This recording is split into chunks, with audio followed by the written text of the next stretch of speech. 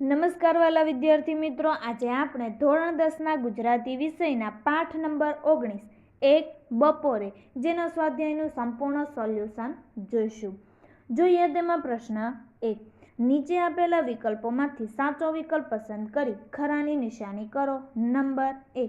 ખેતરના શેઢે શું બન્યું હતું? તો તેનો જવાબ આવશે ખ. સારસી ઉડી ગઈ હતી. ત્યાર પછી નંબર 2. કવિ ક્યાં વૃક્ષ નીચે બેઠા હતા? તો તેનો જવાબ આવશે ઘ. મહુડી. આગળનો પ્રશ્ન જોઈએ. પ્રશ્ન નંબર 2. નીચેના પ્રશ્નોના એક વાક્યમાં ઉત્તર આપો. તેનો જવાબ નંબર 1. ઢોચકીમાં છાશ પાછી રેડવાનું કવિ કોને કહે છે? તો તેનો જવાબ આવશે માને કવિ ઢોચકીમાં છાશ રેડી દેવાનું કહે છે. ત્યાર પછી નંબર 2. કવિ ભારવેલો અગ્નિ ઢારી દેવાનું કેમ કહે છે? તો તેનો જવાબ આવશે ભારવેલો અગ્નિ ઢારી દેવાનું કહે છે કેમ કે હવે તેમને કોઈ કાર્યમાં કે વસ્તુમાં રસ રહ્યો નથી. પ્રશ્ન 3. નીચેના પ્રશ્નોનો 2-3 વાક્યોમાં ઉત્તર આપો. નંબર 1. કવિ ક્યાં સુધી મહુડીની છાય તળે પડી રહેવા માગે છે? તેનો જવાબ જોઈએ. પોતે નિષ્ક્રિય થઈને જીવનના અંત સુધી મહુડીના છાય તળે પડી રહેવા માગે છે. એના ઉડી જવાથી કાવ્ય નાયકને હૃદયમાં ખાલીપો અનુભવાય છે. એક સારસી જે કવિને બહુ જ પ્રિય લાગે છે તે ખેતરને શેઢેથી ક્યાં ઉડી ગઈ છે. એમને જીવનમાંથી રસ ઉડી ગયો છે.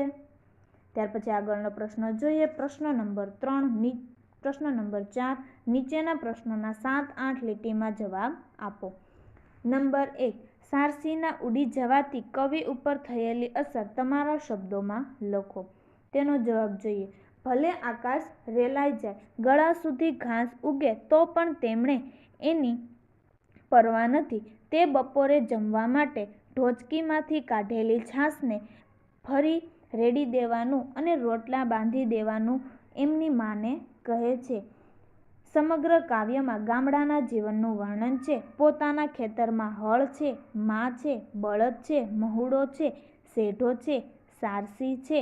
અચાનક પોતાના ખેતરના શેઢેથી સારસી ઉડી જતા કવિ વ્યાકુળ થઈ જાય છે. કવિને ક્યાંય ચેન પડતું નથી. હવે તેમનું જીવનમાંથી રસ ઉડી ગયો છે.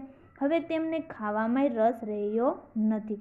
જમ્યા પછી ચલમ ફૂંકવામાં મજા આવતી હતી તેમાં પણ તેમને કસ જણાતો નથી. હવે તો બળદને હળે જોતરવાની પણ ના પાડી દે છે. સારસીના પ્રતીક દ્વારા તે પ્રતિબિંબ થાય છે. કેવળ શૂન્ય મનસ્ક થઈને તેને મહુડીની છાય નીચે પડી રહેવામાં આનંદ આવે છે. ત્યાર પછી જોઈએ નંબર 2. ગ્રામ્ય જીવનમાં ખેતરવાડીનું બપોર વેળાનું ચિત્રાત્મક વર્ણન કરો. તેનો જવાબ જોઈએ. એક બાજુ ગોળ તૈયાર થતો હતો તો બીજી બાજુ શેરડીનો રસ નીકળતો હતો. થોડી વાર મહુડીની છાયે આરામ કરે. આવનાર મુસાફરો અને મહેમાનો સોના જેવો પીળો ગોળ ખાવા આપે અને આદુ લીંબુ નાખી શેરડીનો રસ પણ પાય. આ રીતે મહેમાનોનું ખૂબ જ સરસ રીતે સ્વાગત કરે. ગામડાના જીવનમાં ખેતરવાડી ખેડૂતનું સાર સર્વેસ્વ છે. સવારે નાહી ધોઈ નાસ્તો કરીને ખેડૂત પોતાને ખેતર જવા નીકળી પડે. બળદને પણ હળમાંથી છૂટા કર્યા હોય.